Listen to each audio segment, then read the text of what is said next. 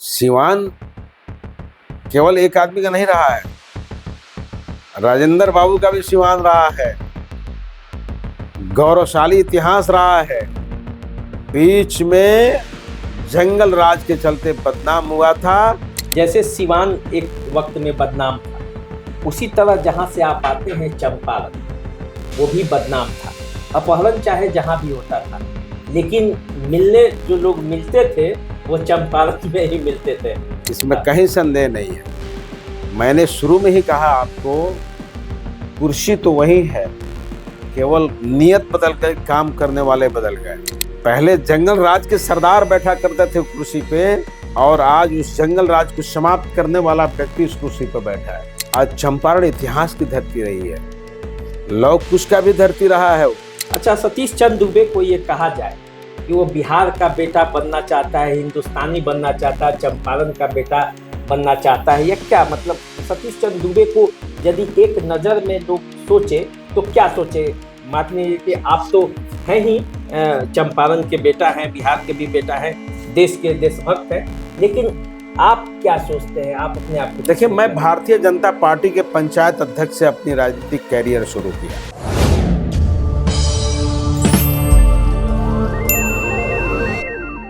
नमस्कार, द देसी अड्डा पर आपका स्वागत है। मैं हूं राकेश तिवारी। देखिए, कुछ लोग जीवन में संघर्षों से आगे बढ़ते हैं, और वैसे ही संघर्ष से आगे बढ़ने वाले एक शख्स जो कि पंचायत अध्यक्ष से आज केंद्रीय मंत्री की कुर्सी तक पहुंच चुके हैं, सतीश चंद्र दुबे, कोयला एवं खान राज्य मंत्री, मोदी कैबिनेट के एक मजबूत सिपाही।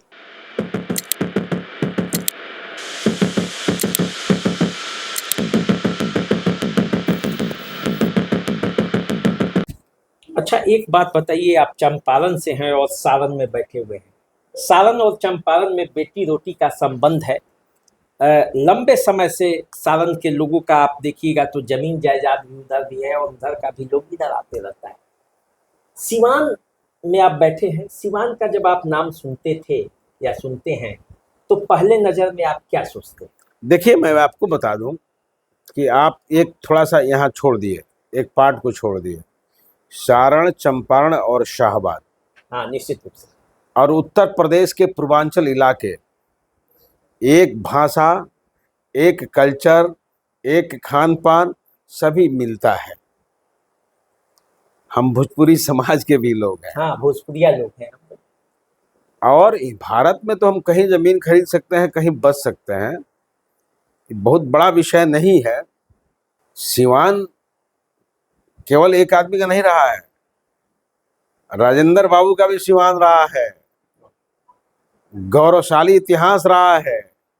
बीच में जंगल राज के चलते बदनाम हुआ था, फिर शुद्धिकरण हो गया है। आज फिर अपना बीता हुआ गौरव, भूला हुआ गौरव को वापस कर रहा है। जैसे सिवान एक वक्त में बदनाम था, उसी तरह जहाँ से आप आते हैं चंपारण, वो भी बदनाम था। अपहरण चाहे जहाँ भी होता था, लेकिन मिलने जो लोग मिलते थे वो चंपारण में ही मिलते थे। तो वो उसमें मिनी तो चंबल के नाम से जाना जाता है। मिनी चंबल के नाम से जाना जाता है। इसमें कहीं संदेह नहीं है। मैंने शुरू में ही कहा आपको, कुर्सी तो वही है, केवल नियत बदल कर काम करने वाले बदल गए। पहले जंगल राज के सरदार बैठा करते थे कुर्सी पे, और आज उस जंगल राज को समाप्त करने वाला व्यक्ति उस कुर्सी पर बैठा है। फर्क इतना ही है। अब वो ना जंगल राज रहा, ना वो लोग रहे, ना वो मिनी चंबल रहा। आज चंपारण इतिहास की धरती रही है, लौह कुश का भी धरती रहा है। वो वाल्मीकि नगर, जहाँ से आप सांसद, वाल्मीकि जी का भी वहां तपोभूमि रही है। आज भी बिहार का गौरव है वो। एक जिंदा जागता आपको पहाड़ भी दिखेगा, आपको जंगल भी दिखेगा। धरती पे जितने जानवर हैं, लगभग जानवर भी आपको वहां मिलेंगे। माहौल भी अच्छी है। और उतना ही नहीं, चंपारण गांधी जी की भी धरती रही है, बुद्ध की भी धरती रही है, राजा नंद की भी धरती रही है। तो चंपारण इतिहास की धरती रही है।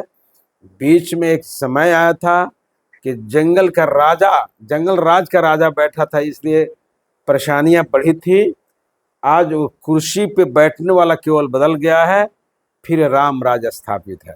अच्छा, सतीश चंद्र दुबे को ये कहा जाए कि वो बिहार का बेटा बनना चाहता है, हिंदुस्तानी बनना चाहता है, चंपारण का बेटा बनना चाहता है, या क्या मतलब सतीश चंद्र दुबे को यदि एक नज़र में लोग सोचे तो क्या सोचे? मान लीजिए कि आप तो हैं ही चंपारण के बेटा हैं, बिहार के भी बेटा हैं, देश के देशभक्त हैं, लेकिन आप क्या सोचते हैं? आप अपने आप को देखिए, मैं भारतीय जनता पार्टी के पंचायत अध्यक्ष से अपनी राजनीतिक कैरियर शुरू किया। मैं राजा महाराजा घर में जन्म नहीं लिया कि विरासत मेरा अधिकार है। हमको पार्टी ने इस जगह पर पहुंचाया है और मैं भारतीय जनता पार्टी के एक एक कार्यकर्ता के अंदर वो हुनर है कि किसी को उस जिम्मेदारी को दीजिएगा तो बखूबी उसको निर्वहन करेगा और राष्ट्र को पहला प्राथमिकता देता है, पार्टी को सेकंड में देता है, अपने आप को थर्ड पोजीशन में लाता है।